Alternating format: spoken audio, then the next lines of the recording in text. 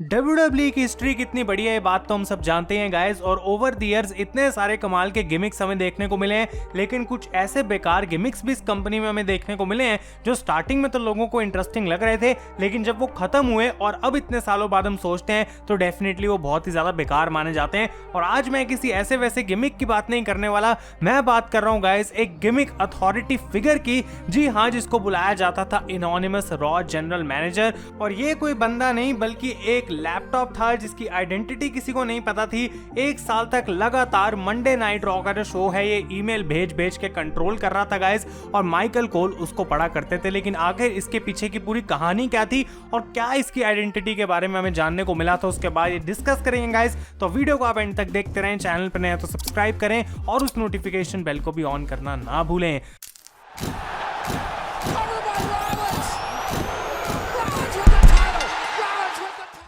तो गाइस मैं हूं आयुष और आप देख रहे हैं रेसल इंडिया। स्वागत है आपका एक बार फिर से WWE एक्सप्लेन्ड की सीरीज में। सीरीज हमारी काफी कमाल की है, छोटी वीडियो होती है लेकिन हम बात करते हैं कुछ ऐसे फैक्ट्स के बारे में जो कि आप लोगों को जानने में मजा आता है कि आखिर सुपरस्टार को ये क्यों बुलाया जाता है। और इस टाइप की कई सारी वीडियोस हमने यहाँ पे कवर करी है, इंक्लूडिंग नेक्सस की स्टोरी। तो अगर आपने वो चेकआउट नहीं करी है तो डिस्क्रिप्शन में मैं आपको गाइस प्लेलिस्ट का लिंक दे दूंगा, आप डेफिनेटली जाके चेकआउट करें। अब विंस मैकमैन ने ये एनोनिमस रॉ जनरल मैनेजर की अनाउंसमेंट करी थी on June 21, 2010 episode of Monday night raw, जब उन्होंने ब्रेट हार्ट को फायर कर दिया था जो कि उससे पहले रॉ के जनरल मैनेजर थे। और जैसा कि मैंने आपको बताया, एक्चुअली में कोई बंदा नहीं बल्कि एक कंप्यूटर था जो कि रिंग साइड पड़ा होता था, और जब भी इसके ऊपर कोई मैसेज आता था तो एक साउंड आती थी, लाइट्स ब्लिंक होती थी अरीना के अंदर, और मोस्ट ऑफ द टाइम हमें देखने को मिलता था कि माइकल कोल इन मैसेजेस को पढ़ते थे। लेकिन कभी कभी हमें क्रिस जेरिको, जेरी लॉलर और जॉश मैथ्यूज जैसे भी लोग जो हैं वो इन मैसेजेस को पढ़ते हुए दिखाई दिए। लेकिन एक बार काफी चीजें इंटरेस्टिंग हो गई जब एज की एनोनिमस रॉ जनरल मैनेजर को एक इंटरव्यू लेनी थी। तो ऑब्वियसली वो मैसेजेस भेज भेज के तो इंटरव्यू लेगा नहीं, और एज की दी कटिंग एज सेगमेंट के ऊपर एक रोबोटिक वॉइस यूज करी गई थी गाइस, जो कि एज की इंटरव्यू ले रही थी। और इस सेगमेंट के एंड में हमें देखने को मिलता है कि एज जबकि कंप्यूटर से बात कर रहे थे वो काफी ज्यादा गुस्से में आ जाते हैं, इरिटेट हो जाते हैं और लैपटॉप को वहीं पे तोड़ देते हैं। तो ये जो लैपटॉप था भाई, ऑब्वियसली इसकी आइडेंटिटी तो किसी को पता नहीं थी, लेकिन कुछ ना कुछ हिंट हमेशा हमें मिलते रहते थे, कुछ ना कुछ कैच फ्रेजेस हमें मिलते रहते थे कि भाई ये बंदा एक्चुअली में कौन हो सकता है। लेकिन जितने भी ये हिंट्स थे उनसे कभी एग्जैक्टली पता नहीं लगता था कि आखिर यही जनरल मैनेजर हो भी सकता है या फिर नहीं। तो मैं आपको एक एग्जांपल देता हूं गाइस कि 2010 में हमें सेगमेंट देखने को मिलती है जहां पे क्रिस जेरिको बहुत ज्यादा खुंदक में आ गए थे क्योंकि उनको एक टाइटल शॉट नहीं मिल रहा था, और सितंबर 13 के मंडे नाइट रॉ एपिसोड पे वो आके रिंग के बीचों बीच बैठ जाते हैं और कहते हैं कि जब तक मुझे जनरल मैनेजर की आइडेंटिटी नहीं पता लगेगी, जब तक मुझे अपना जवाब नहीं मिलेगा, मैं यहाँ से छोड़ के नहीं जाऊंगा और मैं क्विट कर दूंगा WWE को। लेकिन जैसा कि मैंने कहा, काफी सारे हिंट्स हमें यहाँ पे मिला करते थे और हम कुछ एग्जांपल्स को यहाँ पे डिस्कस करते हैं। जैसे कि गाइस 2010 में हमें एक फ्रेज, एक मैसेज के अंदर सुनने को मिलता है, नो चांस इन हेल, और ऑब्वियसली हम जानते हैं कि वो विंस मैकमैन के थीम सॉन्ग के लिरिक्स हैं। ऐसे ही एक मैसेज के अंदर लिखा हुआ था, and that's the bottom line, जो कि स्टोन कोल्ड का कैच फ्रेज है। और बहुत सारे सुपरस्टार्स के ऐसे कैच फ्रेज कई मैसेजेस के बीच में छुपाए जाते थे, तो लोग हमेशा सोचते रहते थे कि क्या ये जनरल मैनेजर होगा, क्या वो होगा, लेकिन एक्चुअली में गाइस हमें पता लगा नहीं। और इस जनरल मैनेजर की आइडेंटिटी के ऊपर हम डिटेल में जाएंगे जरा वीडियो के एंड पार्ट में। लेकिन जो रोल था इसका गाइस कंटिन्यूअसली चला अंटिल जुलाई 2011, और उसके बाद ट्रिपल एच जो है as the chief operating officer आ गए थे रॉ के ऊपर कंट्रोल करने के लिए, और उसके बाद उनका रोल जो है वो जॉन लॉरेनाइटिस को मिल गया था। तो लॉरेनाइटिस डेफिनेटली मंडे नाइट रॉ को तो मैनेज कर ही रहे थे, लेकिन रेसलमेनिया में उनका एक मैच हुआ था गाइस उनकी टीम का अगेंस्ट स्मैकडाउन की एक टीम, और उसको जीतने के बाद उन्होंने टेडी लॉन्ग का भी रोल ले लिया था स्मैकडाउन के ऊपर। तो वो दोनों शोज के जनरल मैनेजर थे, लेकिन ये रोल उनका ज्यादा देर टिका नहीं, क्योंकि no way out pay per view में गाइस जॉन सीना ने बिग शो को हराया, और स्टिपुलेशन यहाँ पे ये लगी हुई थी कि अगर सीना जीत जाते हैं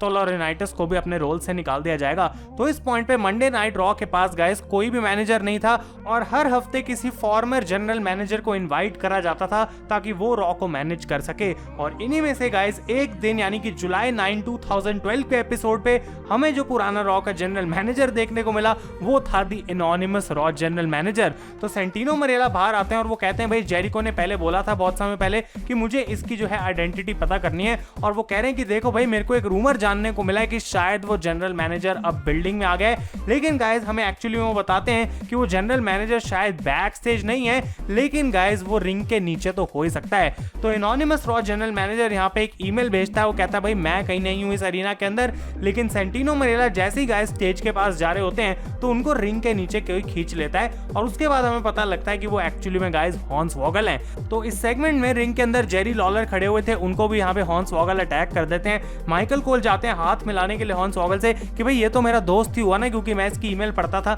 लेकिन उनको भी कोई भाव नहीं मिलता हॉर्न्स वॉगल की तरफ से गाइज। और विकिपीडिया पे अगर आप जाके देखेंगे, ब्लीचर रिपोर्ट जैसे प्लेटफॉर्म पे देखेंगे, तो वहां पे यही लिखा हुआ है कि हॉर्न्स वॉगल ही एनोनिमस रॉ जनरल मैनेजर की आइडेंटिटी है, जबकि गाइज इस चीज का कोई प्रूफ नहीं है, और इसको जैसा कि मैं कह रहा हूं हम डिस्कस करेंगे। तो 2012 में हमें एक रॉ के एपिसोड पे इस चीज का रोल फिर से देखने को मिला, और हम जानते हैं कि इस पॉइंट पे दी अथॉरिटी ने जो है वो पूरा कंट्रोल ले लिया था मंडे नाइट रॉ के ऊपर गाइज। और यहाँ पे सर्वाइवर सीरीज 2014 में जब वो अपना मैच हारे थे, तो वहां पे उनकी भी पावर्स छीन ली गई थी कि वो और कंट्रोल नहीं कर सकते। तो इस सर्वाइवर सीरीज के अगले दिन जो रॉ में देखने को मिली, वहां पे एट द एंड बिल्कुल शो में माइकल कोल को मैसेज आता है, और एक बार फिर से एनोनिमस रॉ जनरल मैनेजर वाली आवाज बजती है कि भाई मैं वापस आने वाला हूं ताकि मैं ऑर्डर वापस ला सकूं WWE में, मैं तरीके से मंडे नाइट रॉ को जो है वो हासिल कर सकूं। लेकिन गाइस 2015 जैसे कि ईयर स्टार्ट हुआ, ये लैपटॉप एक बार फिर से डिसअपीयर हो गया, अथॉरिटी ने एक बार फिर से रॉ का कंट्रोल ले लिया, और उसके बाद ये लैपटॉप या फिर गिमिक हमें कभी देखने को ही नहीं मिला।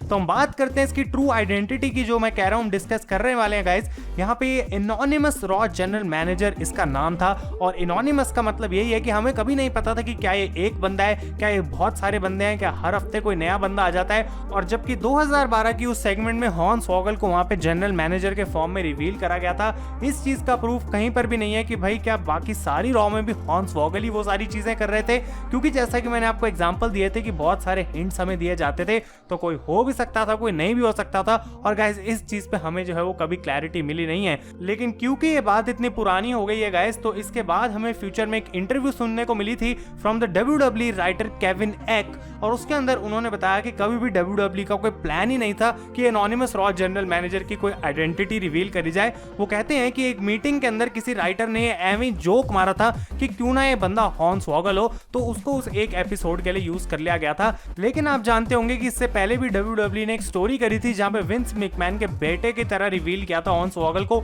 और वो WWE फैंस को गाइस बिल्कुल भी चीज पसंद नहीं आई थी। और बिल्कुल एक पसंद ना आने वाली चीज वैसे ये थी गाइस रॉ जनरल मैनेजर की, कि ये एक ऐसा गिमिक था जो स्टार्टिंग में लोगों को पसंद आ रहा था, कुछ डिफरेंट लग रहा था, और लोग शायद कहीं ना कहीं सोच रहे थे बढ़िया हो सकता है, लेकिन WWE के गाइस कभी इसको लेके कुछ खास प्लान्स नहीं थे, और इसी वजह से जो है वो आगे जाके पूरे तरीके से फेल हो गया। तो ये थी story raw anonymous raw general manager की। क्या इसको सुन के आपको लगता है आज के दिनों में ऐसा कुछ करना चाहिए WWE को? क्योंकि बहुत सारे लोग यूजुअली कमेंट्स में कहते रहते हैं कि जनरल मैनेजर्स को वापस ले आना चाहिए। तो भाई ये था आज का एक्सप्लेन्ड एपिसोड, और अगर आपके पास और ऐसे आइडियाज हैं जो पुरानी चीज या गिमिक्स हमें डिस्कस करने चाहिए अंडर 10 मिनट्स, छोटी वीडियो बन सके जिसके ऊपर, तो आप डेफिनेटली गाइस मुझे कमेंट्स में बताएं, और एपिसोड्स में इसके लाने की कोशिश करूंगा। तब तक के लिए thank you so much for watching. मैं हूं आयुष और आप देख रहे हैं रेसल इंडिया।